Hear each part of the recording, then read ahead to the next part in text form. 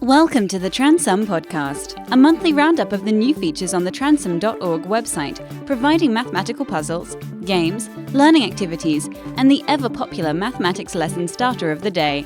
Here's your host, John Tranter. Happy New Year! Best wishes to all of you who've downloaded and are listening to this podcast. I wish you all the best for 2015. Or is that 2015? Or 2015? What is the correct way to say the year? Well, it's certainly not the last one. But more about that later. Let's start off with, as usual, the puzzle for the month.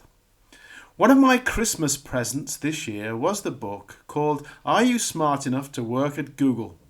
It's an excellent read for anyone interested in logic puzzles and a diverse range of other topics which have been used as interview questions for prospective Google employees. I'll use one of the mathematically related questions as the puzzle for this podcast. You're playing football on a desert island and want to toss a coin to decide the advantage. Unfortunately, the only coin on the island is bent and seriously biased. How can you use the biased coin to make a fair decision? So as usual, I'll give you some thinking time while you listen to the rest of the podcast. Something to mull over in your mind as you're jogging or driving or listening to this in bed, who knows. Thanks as always, for the comments received last month. One in particular from Alan Ram about the starter of the day for the 16th of December, which asks pupils for a power of 3 and a power of 2, which are consecutive numbers. The surprising result is that there are 4 different answers where both numbers are less than 10. Alan informs us that this leads to the Catland conjecture, first stated in 1844 but not proved until 2002.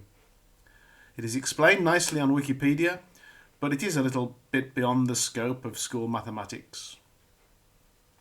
December was a busy month for updating pages on the Transum website, and there were also a number of new activities, including Christmas consonants, Christmas toggle tree, Christmas trim tree, set notation matching, Puyang, and Pong Hua Kul, however you pronounce that. Oh, and one more called Catface. You can get links for each of the new activities on the newsletter of the Transum website. Click on Maths News from the main page, and you'll see that this podcast is the same as the newsletter for the month, but of course the online version has got all the hyperlinks active. Questions in my mind at the moment about the new activities. Firstly, about Christmas toggle tree. I've never seen a puzzle like it before, and I'm really interested to hear what strategies you might adopt when doing it. So you'll have to go to that Christmas toggle tree. I know it's after Christmas now, but you can still have a go at it. And as yet, I've still not come up with an elegant method, but I'm sure somebody out there can, so give that a go. I'm also wondering whether we have finally found the minimum number of moves required to do Puyang.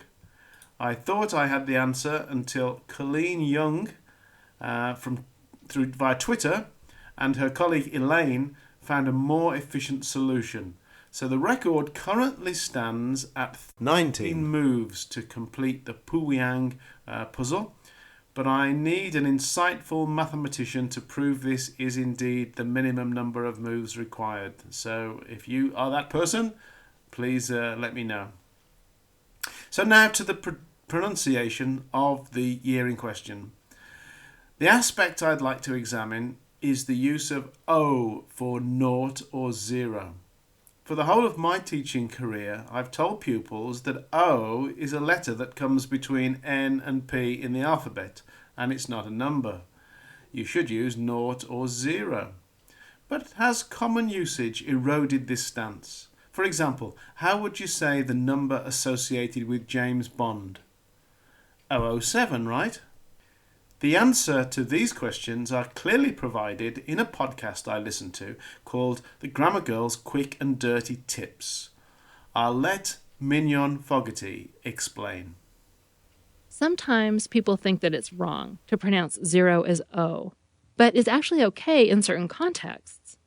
For example, it's fine, even normal, to say O when you're reading a series of numbers, such as a zip code, 90210, a room number, room 404, a phone number, 555-206-1234, or a credit card number, and I'm not going to read a whole credit card number. And of course, don't forget agent designations, James Bond, Agent 007, and so on. You pronounce it 0 when you're talking about math or science. For example, you'd say 5 minus 0 equals 5, or that the temperature is below 0. And that was your tidbit.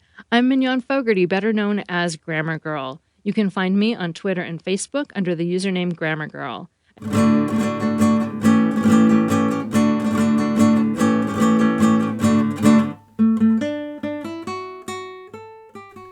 So finally, here's the answer to the puzzle as told by William Poundstone in his book, Are You Smart Enough to Work at Google? This is the puzzle about the biased coin and how you can use it to decide which of two teams should get the advantage in a game of football. Firstly, there's one method involving tossing the coin a large number of times to work out the value of the bias, but the best answer comes from Google. If you toss the coin twice, there are 4 possible outcomes: head-head, head-tail, tail-head, and tail-tail. Since the coin favours one side, the chance of head-head will not equal the chance of tail-tail. But head-tail and tail-head must be equally probable no matter what the bias. So toss twice after agreeing that head-tail means one team gets the advantage and tail-head means the other. Should it come up head-head or tail-tail, ignore it and toss it another 2 times. Repeat as necessary until you get to a head-tail or a tail-head. Easy, isn't it, when you know how? That's all for now. Have a good year. Thank you for downloading and listening to the Transum podcast. You can find the website at www.transum.org, where you're welcome to use all of the activities absolutely free. Or jump in with both feet and become a Transum subscriber.